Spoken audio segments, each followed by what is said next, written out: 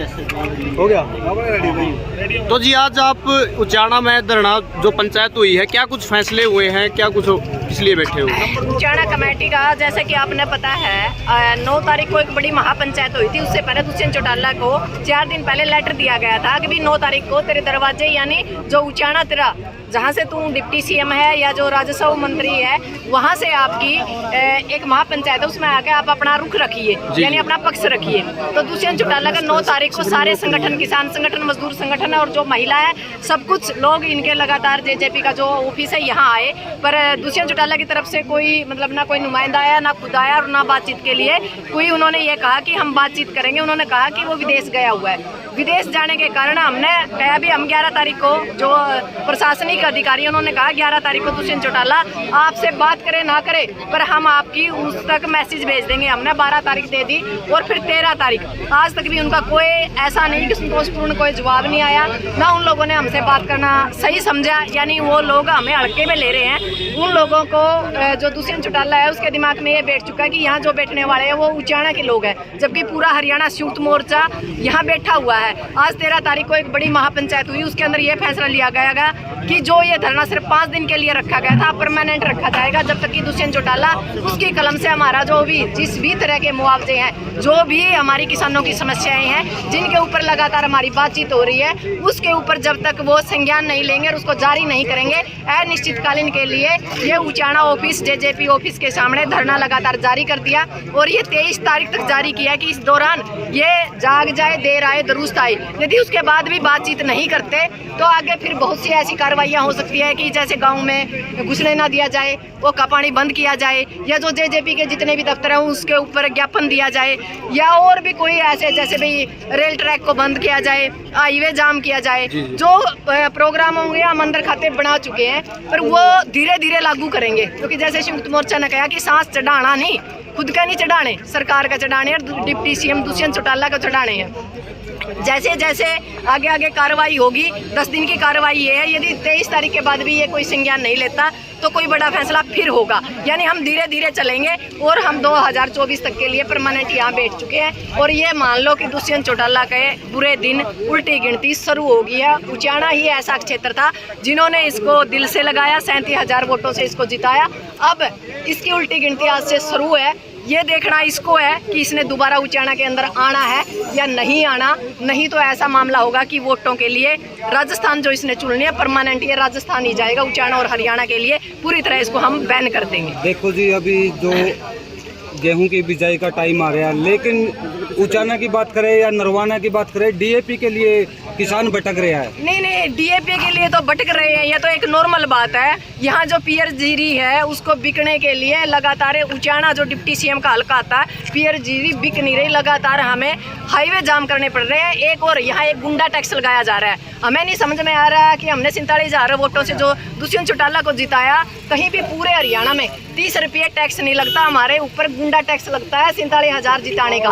वो हमें ये नहीं समझ में आ रहा, क्योंकि वीरेंद्र का जो लड़का विजेंद्र वो भी नहीं बोल रहा। हमें ये लगता कि कहीं 15 रुपये तो नहीं बांट रही है, पर क्विंटल 30 रुपये कट रहे हैं। तो हम पूछना चाहते हैं कहीं ये गुंडा टैक्स वोट देने के एवज में तो नहीं लगाया। दुष्यंत जो घोटाला है आप लोगों ने पता, लगातार रजिस्ट्री घोटाला है, मुआवजा घोटाला, लगातार घोटालों का क्षेत्र रहा है और सारी चीज़ों से तंग आके हमने लगातार डीसी एसपी यानी हमने जो ब्लॉक लेवल है, जिले लेवल है, हर जगह ज्ञापन दिए, डीसी से बात करी, हर जगह से हर कमिश्नरी से बात की। तो लास्ट में हमने कृषि मंत्री से भिवानी से बात की तो उन्होंने कहा कि आपका राजस्व मंत्री डिप्टी सीएम है, आप उससे बात कीजिए, क्योंकि उसकी कलम से ही आपका जो ये मुआवजा है वो जारी होगा। तो हम परमानेंट अब इसके दरवाजे बैठ गए हैं। सिकम जी, आज जो संगठन की मीटिंग हुई, सारे संगठन थे हरियाणा के? हाँ, हमारे हरियाणा के 14 संगठन हैं, उसमें से 9 उपलब्ध थे।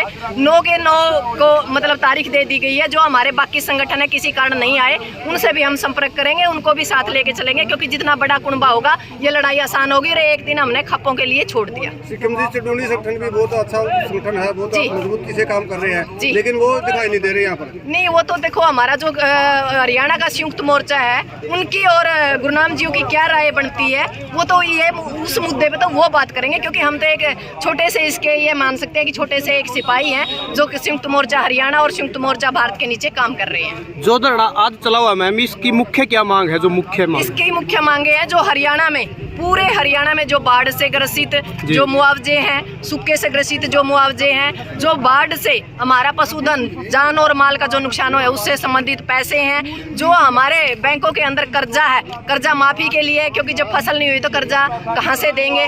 उसके अलावा भी जैसे ट्यूबवेल खराब हो गए, ट्यूबवेल को तैयार कराने के लिए जो पैसा है वो भी हम हर ट्यूबवेल को जो खराब ट्यूबवेल है उसको ठीक कराने के लिए सरकार से मुआवजा मांग। इसके अलावा भी बहुत से मुआवजे हैं जो 2020, 21, 22 और 23 लगातार 4 सालों के मुआवजे किसानों के पड़े हुए हैं। गुलाबी सुंडी से जो हमारी फसलें खराब हो गई वो भी मुआवजा है। तो जितने भी तरह के मुआवजे हैं किसानों के, जितने भी किसानों को समस्याएं हैं, DAP से संबंधित समस्याएं हैं, जो गेहूँ जो हमारी एक गेहूं से लेकर जीरी लेकर, या मतलब आप ये मान सकते हो कि छोटी से लेकर बड़ी समस्याओं तक जो हमारा खाद बीज हर चीज की जो समस्याएं हैं उसके ऊपर सरकार हमसे बातचीत। कितने प्रति एकड़ मुआवजे की मांग है? 50,000। मैम, ये धरना दुष्यंत चौटाला के दरवाजे पर ही क्यों दिया? मंत्री तो और भी हैं। जैसे वो मंत्री यही है, इसकी कलम से ही मुआवजा जारी होना है, तो हमने सारी जगह धरने दे चुके हैं, हम तहसील पे, ब्लॉक पे, हर जगह। तो ये लास्ट हथियार था। हम कृषि मंत्री के दरवाजे भी जाके आए थे भिवानी, तो उन्होंने कहा जो आपका मुआवजा हो जो डिप्टी CM है वही दे सकता है। आपने पता ये कहता था कि मेरे पास राज की चाबी है, तो खजाना की चाबी भी इसी के पास है, तो खजाना यहीं से लेने का मूड है हमारा। इससे पहले कुछ बातचीत करने की कोशिश करी हो, मिले हो? लगातार बातचीत करने के मूड में है, क्योंकि हमारा तो एक ही बात है, बातचीत से ही समस्याओं का समाधान होगा, ना कि भागने से या लड़ाई झगड़े से। पर यदि सरकार बात नहीं करना चाहती तो हम क्या करें उसके मामले में? तो भी पिछले 4-5 दिन से बैठे हो, कोई सरकार नहीं, कोई सरकार का कोई नुमाइंदा नहीं है, कोई हमारे से संपर्क नहीं है, किसी तरह का कोई संपर्क ऐसा नहीं किया गया कि जिससे हम ये कह सके कि संतोषपूर्ण है। ये लोग हमसे बात नहीं करना चाहते, ये समझते हैं कि ये तो किसान वैसे ही फालतू है, इनका काम ही धरना प्रदर्शन करना है, जबकि इन लोगों को समझना चाहिए कि हमारी फसलें आज खेतों के अंदर पड़ी है और हमारे घरेलू काम भी है। पर जब बात नस्ल और फसल की होती है, जमीन और जमीर की होती है, रोटी और बेटी की होती है, तो लड़ना मजबूरी होती है, क्योंकि जिंदा है तो जिंदा नजर आना चाहिए। तो मैम एक और ये जो अभी धान की कटाई हो रही है, और धान की कटाई के बाद जो भूसी बच जाती है, जो वो फसल अवशेष बच जाते हैं, वो उसको जलाया जा रहा है और किसानों के ऊपर जुर्माना भी लगाया जा रहा है। नहीं, किसान नहीं, 1-2 किसान को तो हम कह नहीं सकते, बाकी ज्यादातर किसान उसका निपटान बढ़िया तरीके से कर रहे हैं। बस सरकार तो हमें परेशान करने से मतलब है, वो धुआं उसको दिखाई देता है। ये जो फसल खराब हुई है, ये जो सैटेलाइट है, वो धुआं जब उनको दिखाई देता है, जो हमारी खराब फसलें हुआ है उसको सैटेलाइट क्यों नहीं देख रहा, ये भी एक सोचने और मतलब दिमाग की बात है कि सरकार आकर हमसे चाहती है।